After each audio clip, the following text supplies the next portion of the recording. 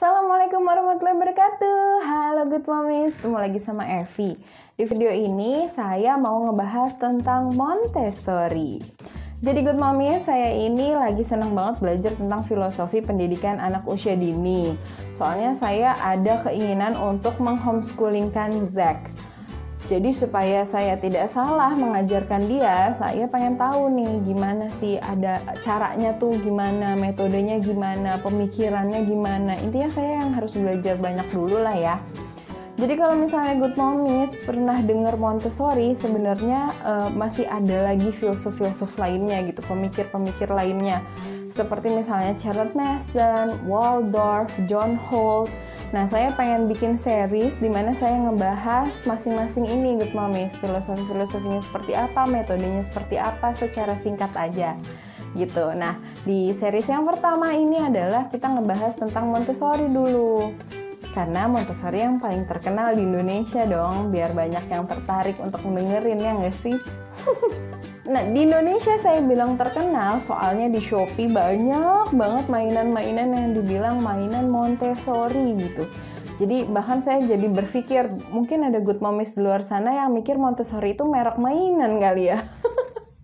Tapi nggak gitu ya Good Momies. Jadi Maria Montessori adalah pencetus dari metode Montessori Good Momies. Nah, Maria Montessori ini adalah dokter wanita pertama di Italia.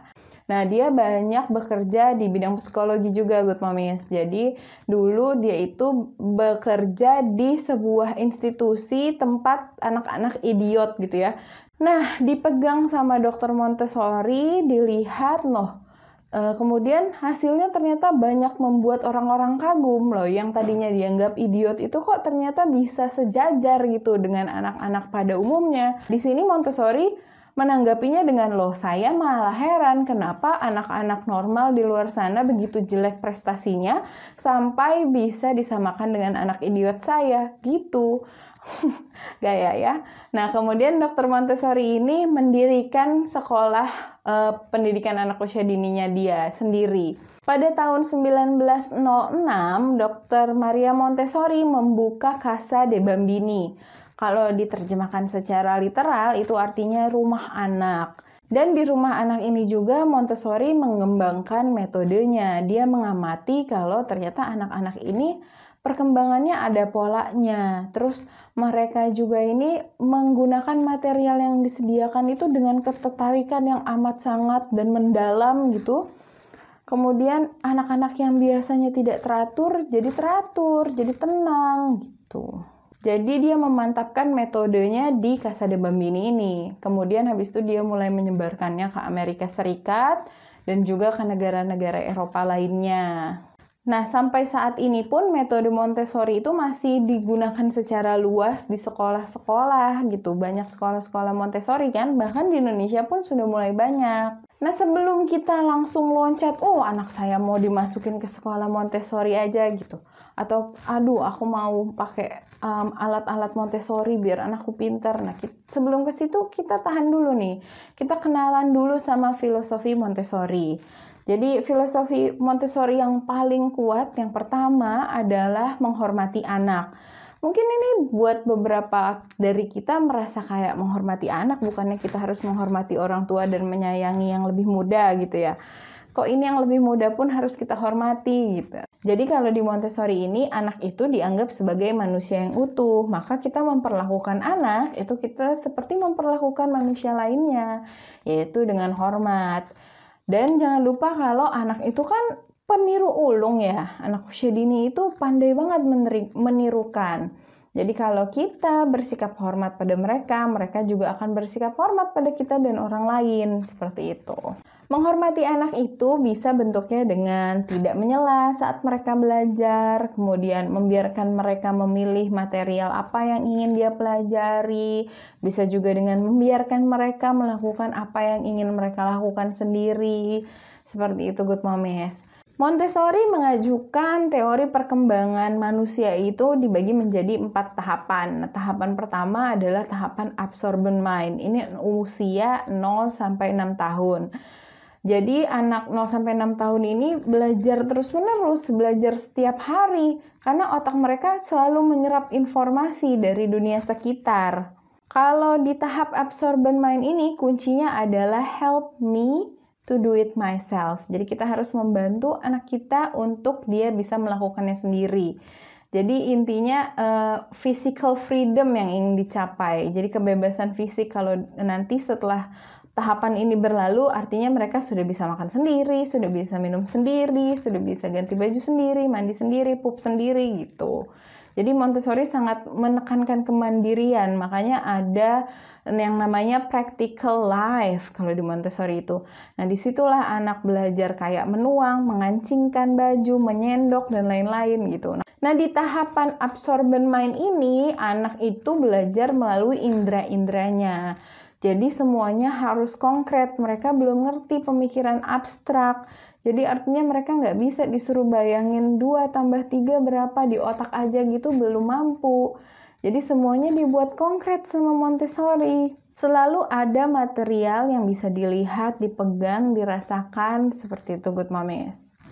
Nah, lalu di usia 6-12 tahun itu disebut dengan periode reasoning mind.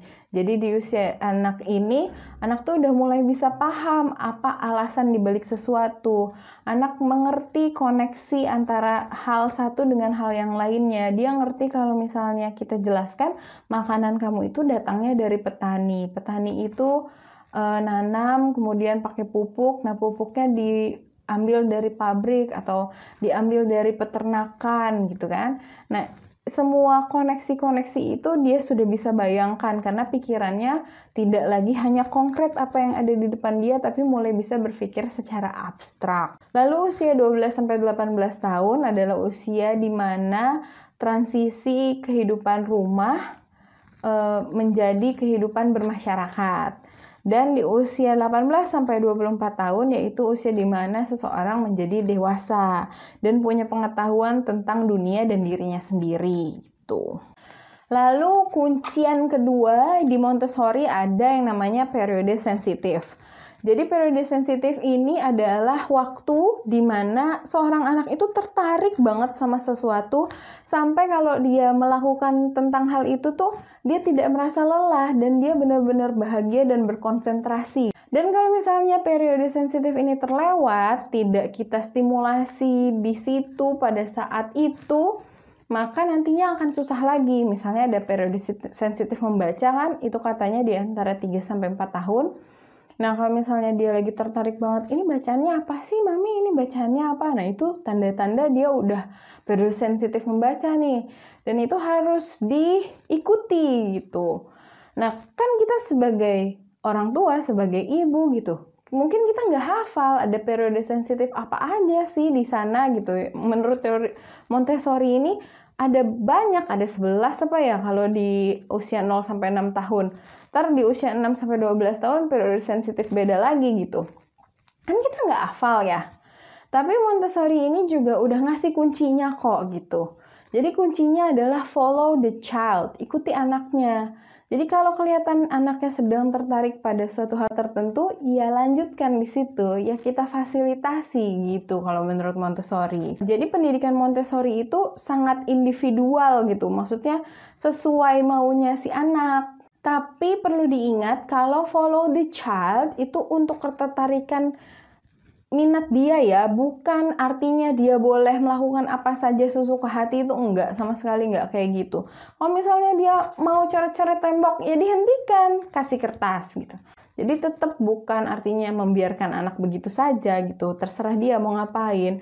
Follow the child, dia pengen makan es krim kelima hari ini, ya kalau menurut kita itu tidak sehat ya dilarang. Nah, di Montessori ada yang penting banget juga, yaitu prepared environment. Jadi lingkungannya yang sudah dipersiapkan. Maka kalau Good Mommies googling nih ya, lihat ruang kelas Montessori itu bagus-bagus banget Good Mommies. Ruangannya tuh sudah dipersiapkan semuanya, perabotannya rendah, bisa diakses untuk anak, mejanya rendah, lemari-lemarinya rendah. Bahkan lukisan pun ya harus dipajang di mana anak itu bisa lihat. Jadi semuanya itu untuk anak gitu, udah dipersiapkan. Material-materialnya tuh dipersiapkan untuk anak tuh bisa mengambil dengan mudah, kayak gitu loh kalau di ruang kelas Montessori. Oke banget deh. Nah, kenapa harus mempersiapkan lingkungan? Ya karena ada periode sensitif tadi, Good Momis. Jadi kalau misalnya si anak tertariknya pada sesuatu hal, sudah siap materialnya untuk apa yang dipelajari itu udah siap. Misalnya tertarik sama huruf gitu ya, udah dipersiapkan tuh sandpaper letter, udah ada di situ, kayak gitu-gitu loh Good Momis. Nah, kita bisa nggak sih menerapkan Montessori ini di rumah? Bisa banget ya nggak? Jadi misalnya dengan cara semuanya itu bisa diakses anak. Ada ruangan yang kita persiapkan kalau itu tuh boleh. Nah ini contoh yang saya ambil dari internet nih Good Momis. Cakep banget ya kalau misalnya kita ngebayangin kita anak kecil tinggal di situ kayaknya enak banget. Ruangannya tuh bagus gitu. Nah, butuh niat dan biaya sih kalau mau mencapai ini ya. Tapi namanya kalau udah pengen ya boleh ya diusahakan. Oke, poin penting selanjutnya selain lingkungan yang dipersiapkan adalah pendidikan dari dalam diri. Jadi Montessori tidak menganggap kalau anak itu adalah kertas kosong yang harus kita tulisi gitu. Enggak. Kalau Montessori menganggap kalau anak itu belajar sendiri. Jadi apa yang dia temukan itu dia pelajari itu bakalan lebih masuk ke dia. Jadi di prinsip Montessori, guru atau orang tua itu dianggap sebagai fasilitator dan pendamping saja. Jadi guru mencontohkan gimana cara menggunakan material, habis itu dibiarkan material itu dimainkan oleh anak sendiri tanpa kita perlu menyela gitu. Jadi biar dia paham konsepnya pelan-pelan secara mandiri. Dia ngerti kok, dia punya bakat untuk memahami gitu. Material Montessori itu ada banyak ya Good Momis. Dan mungkin yang paling terkenal adalah Pink Tower ini nih Good Momis. Pink Tower ini kenapa sih warnanya pink? Kenapa nggak warna-warni? Ya karena Montessori nggak pengen anaknya itu teralihkan pada warna. Karena yang ingin dikenalkan bukan konsep warna, tetapi konsep bentuk besaran gitu. Jadi paling besar adalah 10 kali 10 kali 10 dan paling kecil adalah 1 kali 1 kali 1. Nah, anak itu bisa memakai material ini dengan menyusunnya ke atas. Karena materialnya dirancang sedemikian rupa, maka kalau misalnya tidak urut, misalnya kebalik gitu yang kecil di bawah, menaranya akan runtuh kan, akan jatuh gitu. Nah, Pink Tower ini mempersiapkan anak untuk belajar tentang volume Good Momis. Karena dia bisa lihat volume kalau 10 kali 10 kali 10 segitu, 1 kali 1 kali 1 cuma segitu gitu. Jadi semuanya konkret, semuanya pakai indranya tuh nggak hanya satu aja gitu, nggak hanya mata, tapi dia juga merasakan, dia pegang. Kalau belajar huruf misalnya ada sandpaper letter, di mana si anaknya meraba dulu tuh huruf A, rabaannya begini gitu. Nah, metode Montessori ini sangat logis dan realistis. Jadi di Montessori tidak diizinkan fantasi Good Momis. Karena anak di usia 0 sampai 6 tahun itu belum bisa membedakan antara yang mana yang fakta, yang mana yang fiksi. Jadi kalau kita menyampaikan sesuatu ke mereka, mereka percaya aja. Jadi dongeng itu kan sebenarnya sesuatu yang mengerikan kan? Ada penyihir, ada apel beracun, nanti dia jadi nggak suka apel lagi kan? Nah itu nggak boleh, kalau tidak disarankan lah ya kalau di Montessori itu. Cerita-cerita fabel juga katanya ya boleh sekali-sekali, tergantung orangnya ya. Ada yang menerjemahkan nggak boleh sama sekali, ada yang boleh sekali-sekali, asal dikasih pengertian kalau beruang itu tidak berbicara dan tidak pakai baju, kayak gitu loh Good Momis. Tapi jangan samakan fantasi dengan imajinasi ya. Kalau imajinasi itu diperbolehkan, bahkan di-encourage, didukung. Karena imajinasi itu adalah kunci kreasi nantinya. Imajinasi itu bedanya dengan fantasi gimana ya? Kalau fantasi kan ngomongin yang benda-benda yang nggak ada kan. Kalau imajinasi kita bisa kok mengimajinasikan realita. Misalnya kita bisa kok, kalau misalnya kita naik mobil ngebut, terus tiba-tiba pengemudinya ngerem, kita bisa maju gitu. Kita bisa bayangin itu di kepala dan itu realitas kan. Itu real gitu. Makanya kalau diperhatikan di Montessori itu pakai model 3D-nya, model-model mainan kecil-kecilnya juga harus presisi. Kalau gambar pun nggak kartun kayak gitu kalau di metode Montessori ya Good Momies. Nah kalau fantasi dongeng aja nggak boleh, apalagi nakut-nakutin anak, awas di sana ada hantu, itu no nggak boleh sama sekali ya Good Momies. Nah, sebagai catatan, saya mau berpesan dikit aja nih Good Momies. Jangan terlalu cepat beli mainan yang ada label Montessori-nya. Kenapa? Karena Montessori sendiri tidak di trademark. Jadi, mainan apapun dia boleh aja nempelin secara ngasal Montessori gitu ya. Ada baiknya kalau memang tertarik, baca dulu buku-bukunya. Ini bukunya dari Mbak Vidya Paramita, ini bagus loh Good Momies untuk kenalan sama metode Montessori.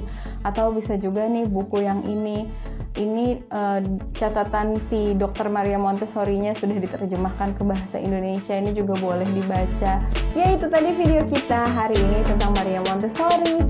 Insya Allah minggu depan saya pengen ngebahas juga tentang Charlotte Mason. Tungguin ya videonya. Makasih sudah menyimak. Wassalamualaikum warahmatullahi wabarakatuh. Bye Good Momies.